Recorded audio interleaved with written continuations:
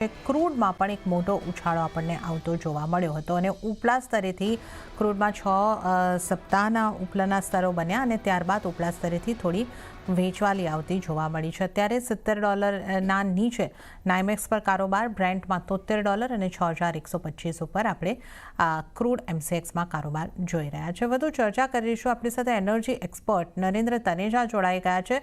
नरेंद्र जी, स्वागत है, आपका स्वागत है CNBC बाजार पर।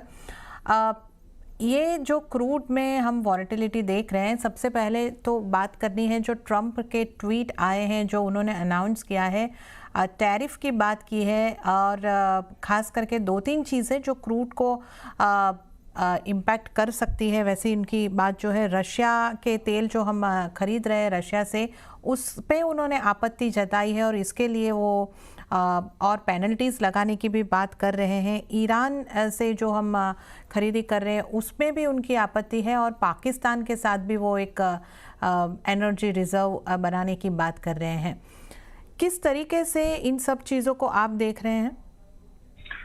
देखिए, जैसे तीनों चीजों का आपने जिक्र किया, अगर हम उसको ध्यान से देखते हैं तो उसमें कोई बहुत ज्यादा हमको तो तर्क समझ में आता नहीं है।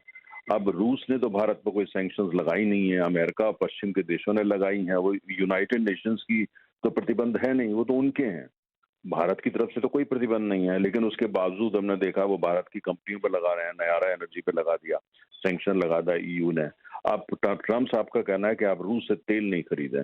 उनको ये थोड़ा समझने की बात होगी कि रूस जो है वो लगभग 6 मिलियन 60 लाख बैरल प्रतिदिन जो ग्लोबल ऑयल सप्लाई सिस्टम है उसमें सप्लाई करता है, और उसमें भारत भी एक बहुत बड़ा खरीदार है, चीन बहुत बड़ा खरीदार है। और अगर जो है वो भारत रूस का तेल नहीं लेता और मान लिए चीन भी नहीं लेता है, तो वो जो तेल है बाजार पूरे जो ग्लोबल सप्लाई सिस्टम है उसके अंदर तो बहुत बड़ा डिसरप्शन हो जाएगा, और ऐसा डिसरप्शन होता है तो तेल की कीमत तो कहीं की कहीं पहुंच जाएंगी। अभी इसी बात से अब जो कीमत बढ़ रही है कच्चे तेल की, जो ब्रेंट का जिसका आपने भी जिक्र किया, वो इसी वजह से कि मार्केट के अंदर बहुत तनाव आ गया है कि भाई क्या होगा अगर ऐसा होता है तो कीमतें कहाँ जाएंगी। अब भारत हो सकता है और जगह से तेल लेके आ जाए, प्रश्न उसका नहीं है, तेल तो मिल जाएगा लेकिन कीमत क्या होगी।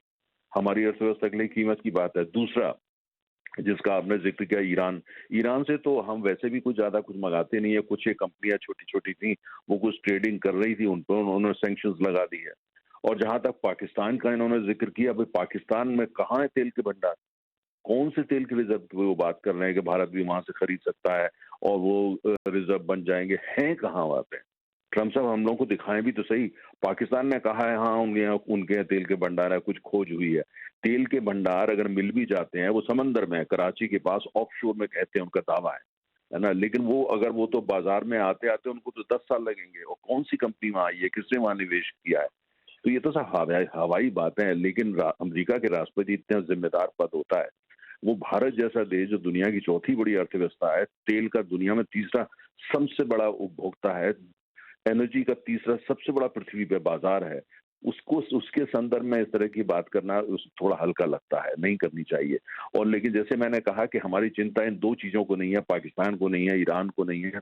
हमारी चिंता सिर्फ यह है कि अगर वो रूस को लेकर के भारत के ऊपर सेकेंडरी सैंक्शंस लगाते हैं, अर्थात ये भारत यहाँ से जो पेट्रोल, डीजल, टर्बाइन फ्यूल और तमाम चीजें उनको निर्यात करता है, उसके ऊपर वो जो है एडिशनल कोई ड्यूटी लगा देते हैं। पहले से ही 10 से 14% की ड्यूटी तो वो लगाते हैं, टैरिफ लगाते हैं, और उनका कहना है उसके ऊपर लगाएंगे। वो लगाते हैं तो ठीक है, भारत के लिए तो परेशानी होगी, लेकिन सबसे बड़ी परेशानी तो खुद अमरीकी उपभोक्ता को होगी।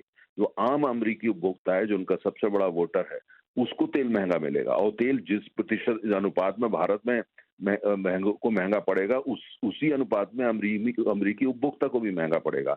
खुद ट्रम्प साहब अगर तेल खरीदते हैं बाजार में तो उनको भी महंगा पड़ेगा। क्या वो ऐसी व्यवस्था चाहते हैं कि पूरी दुनिया के अंदर तेल की जो कीमत है वो $120 पहुंच जाए?